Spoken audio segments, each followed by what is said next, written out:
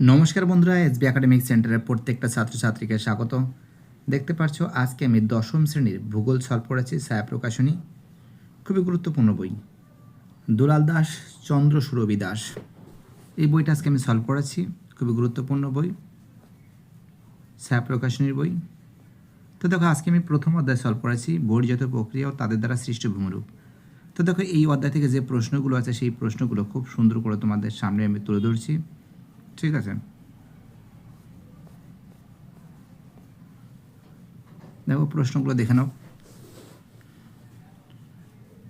প্রথম প্রশ্ন বলেছে, যে প্রক্রিয়া বিভিন্ন প্রাকৃতিক শক্তি ভূপৃষ্ঠের উপরে কাজ করে ভূমিরূপের পরিবর্তন ঘটায় তাকে বহির্জাত প্রক্রিয়া বলে। দুই দাগের প্রশ্ন বলেছে, লবণযুক্ত শিলাস্তরের উপর নদীর প্রধান ক্ষয় প্রক্রিয়াটি হলো অ্যান্সার হবে দ্রবণ ক্ষয়। তিন দাগের প্রশ্ন, শুষ্ক অঞ্চলে গিরিখাতকে কী বলে? এর অ্যান্সার ক্যানিয়ন বলে। পরের প্রশ্ন চার দাগের প্রশ্ন কি বলেছে? পাখির পায়ের মতন আকৃতি বদ্বীপ হয়েছে, অ্যান্সার হবে ডের অ্যান্সার মিসিসিপির মিসৌরি। পাঁচ দাগের প্রশ্ন, পার্বত্য হিমবাহের পৃষ্ঠদেশে সৃষ্ট গভীর ফাটলগুলিকে কী বলে? বিয়ের অ্যান্সার ক্রিভাজ বলে। ছয় দাগের প্রশ্ন কি বলেছে? মরু সম্প্রদায় ভূমিতে কঠিন শিলা গঠিত কিছু অনুচ্চ পাহাড় অবশিষ্টাংশ ভূমিরূপ হিসেবে থেকে যায়, তাকে ইনসেলবার্জ বলে। সাত দাগের প্রশ্ন, দুটি নদী অববাহিকার মধ্যবর্তী উঁচু ভূমিকে কী বলে? জলবিভাজিকা বলে। আট দাগের প্রশ্ন, তির্যক বালিয়াড়িকে বলে? অ্যান্সার হবে বারখান। নয় দাগের প্রশ্ন, হিমবাহ সৃষ্ট হ্রদ হলো? অ্যান্সার হবে কোরি হ্রদ। এবার অতি সংক্ষিপ্ত প্রশ্ন দেখো, এই প্রশ্নগুলো যেটা আছে। এক দাগের প্রশ্ন, বিভিন্ন ধরনের বহির্জাত শক্তির দ্বারা ভূমিভাগের সমুদ্রীকরণ ঘটলে তাকে পর্যায়ন বলে। দুই দাগের প্রশ্ন, পৃথিবীর দীর্ঘতম হিমবাহ আন্টার্কটিকা, অ্যান্সার হবে ল্যাম্বার্ট। তিন দাগের প্রশ্ন, মরু অঞ্চলে বায়ুর ক্ষয় কার্যের ফলে মরুদ্যান সৃষ্টি হয়েছে, ক্ষয় কার্যের ফলে। চার দাগের প্রশ্ন, সারা মরুভূমি শিলাগঠিত সমভূমিকে অ্যান্সার হবে তো দেখো অ্যান্সার হবে বিসলেম বলে, বিজলম বলে। পাঁচ দাগের প্রশ্ন, নদী গর্ভে অবঘর্ষ প্রক্রিয়া সৃষ্ট গর্তগুলিকে মন্তকূপ বলে। সত্য মিথ্যা দেখে নাও।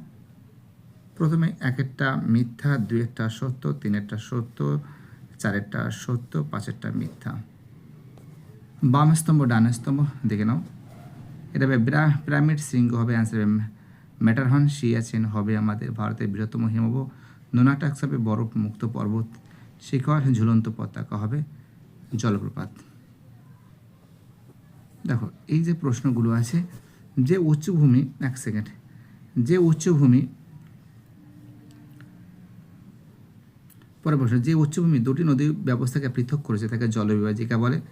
দুই দাগের প্রশ্ন, পৃথিবীর বৃহত্তম উপত্যকা হিমবাহের নাম কি? অ্যান্সার হবে আলাস্কার হুবার্ট।